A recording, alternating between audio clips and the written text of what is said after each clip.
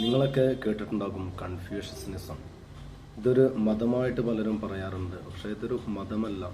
ഒരുപാട് തത്വചിന്തകൾ ഒരുമിച്ച് കൂടിയ ഒരു ഉപദേശങ്ങളൊക്കെ ഉള്ള ഒരുമിച്ച് കൂടിയ ഒരു സംഭവം. അങ്ങനത്തെ ഒരു കൂട്ടമെന്ന് നമുക്ക് കരുതാം. അതിൽ ഒരുപാട് ഉപദേശങ്ങളുണ്ട്. ഒരു മനുഷ്യനെ പറ്റി പറയുന്ന ഒരു ഉപദേശമുണ്ട്. നമ്മളൊക്കെ ചിന്തിക്കാൻ ഉതകുന്ന ഒരു ചെറിയൊരു ഉപദേശം. ഒരു മനുഷ്യൻ നാട്ടിലുള്ള ജീവിതമൊക്കെ മടുത്തു. അവിടെയുള്ള ഒരുപാട് ആളുകളുടെ സ്വഭാവം, അവരുടെ തിന്മകളൊക്കെ മടുത്തിട്ട് കാട്ടിലോട്ട് പോവാണ്. കാട്ടിലോട്ട് പോയി അവിടെ ഇനി ഒരു ഏകാന്തവാസം, നല്ല സന്തോഷത്തോടു കൂടി ആരുടെയും ശല്യങ്ങളില്ല, പ്രശ്നങ്ങളില്ല, എല്ലാ വിഷമങ്ങളിൽ നിന്നും മാറി നിന്നിട്ടുള്ളൊരു ഏകാന്തവാസം അദ്ദേഹം നടത്താൻ വേണ്ടിയിട്ടാണ് കാട്ടിലോട്ട് പോകുന്നത്.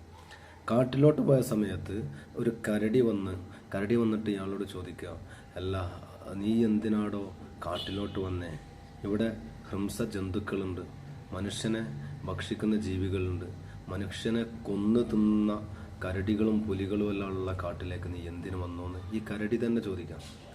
അപ്പോൾ ഈ മനുഷ്യൻ കരടിയോട് ചോദിക്കുന്നുണ്ട്, കാട്ടിൽ മനുഷ്യനെ കൊന്നിട്ടല്ലേ തിന്നുന്നേ, പക്ഷെ നാട്ടിൽ മനുഷ്യനെ പച്ചക്ക് തന്നെ തിന്നുന്ന ആളുകളാണുള്ളത്.